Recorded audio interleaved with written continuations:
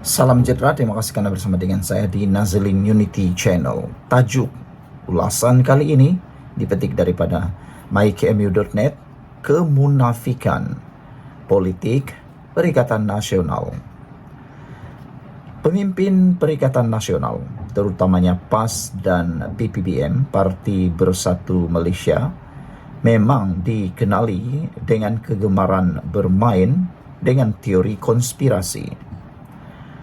Setiap kesempatan yang ada akan digunakan sebaik-baiknya. Modus operandi mereka mudah. Pemimpin akan memberikan isyarat dengan memulakan isu yang biasanya bukan isu. Tetapi di dalam kegairahan mereka untuk memainkan isu, seringkali mereka lupa atau tidak membuat rujukan. Kerap kali dapat kita lihat isu yang mereka mainkan akhirnya memakan diri sendiri. Apabila isyarat sudah diterima dari pemimpin, cyber trooper berbayar akan menyebarkannya di laman media sosial.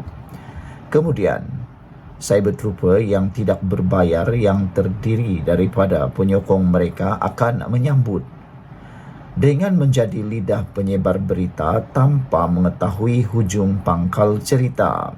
Sebagai contoh, baru-baru ini Pulau Pinang menerima kunjungan 3 buah kapal perang dari negara China.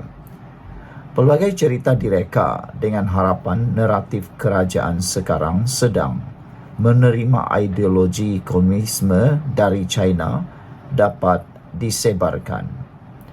Kebetulan pula sebelum itu tular berita mengenai pencerobohan kapal perang dari China di perairan negara. Dikaitkan dengan berita kunjungan kapal perang dan dicipta kebimbangan kononnya kedaulatan negara kini terancam, ditimbulkan persoalan. Mengapa kerajaan masih lagi menerima dengan mesra kunjungan tersebut sedangkan perairan negara sudah dicerobohi? Memang menarik plot cerita yang dimainkan oleh Perikatan Nasional. Tetapi yang mereka lupa adalah kunjungan kapal perang dari negara luar bukanlah perkara yang asing. Pada bulan Mei, Amphibious Squadron 5, Tentera Laut Amerika Syarikat US Navy melakukan pendaratan dengan kapal USS Somerset. Latihan itu berlangsung dari 29 Mei 2024 hingga 6 Jun 2024 di Kuantan dan Kuala Terengganu. Bukankah Terengganu adalah negeri pentadbiran PAS? Kemudian, Armada Pasifik Tentera Laut Rusia berlabuh di Georgetown dari 14 Oktober 2024 hingga 17 Oktober 2024. Tidak cukup dengan itu, pada 15 Oktober 2024, 2 kapal tentera laut Jerman berlabuh di terminal kapal persiaran Pelabuhan Klang. Persoalannya, antara China, Rusia, Amerika Syarikat dan Jerman, negara manakah yang banyak membekalkan senjata kepada Israel? Saudara-saudara sekalian, penerangan yang amat luar biasa ini membuatkan kita tertanya-tanya kemunafikan politik Perikatan Nasional. Sekian dulu untuk kali ini. Jangan lupa tinggalkan komen Anda. Sila tekan butang subscribe. Kita jumpa lagi. Bye-bye. Salam sejahtera. Terima kasih karena bersama dengan saya di Nazlin Unity Channel. Ada netizen kata Wan Faisal tak tahu malu, atau Wan Faisal sebenarnya tutup malu diri sendiri. Hari ini kita digemparkan apabila Wan Faisal yang dah digantung parlimen sebelum ini hadir juga ke parlimen. Wan Ahmad Faisal, Wan Ahmad Kamal tetap hadir ke parlimen hari ini walaupun sudah digantung daripada menghadiri sidang Dewan Rakyat selama 6 bulan bermula 18 Julai lalu. Saudara-saudara sekalian, yang mengejutkan kita ialah mengapa orang yang dah digantung hadir pula ke parlimen, padahal yang tak digantung pula tak rajin datang ke parlimen. Adakah kehadiran Wan Faisal semata-mata hanya meraih simpati ataupun meraih populariti yang menunjukkan kononnya beliau benar-benar mahu hak beliau? Sedangkan tiga top dalam pembangkang Muhyiddin Yassin, Hamzah Zainuddin dan Hadi Awang pula tak hadir ke parlimen. Mengapa tiga orang yang wajib hadir ini pula tak hadir? Orang yang tak boleh hadir pula hadir. Itu memang mengejutkan kita. Sejauh mana keikhlasan Wan Faisal hadir ke parlimen itu.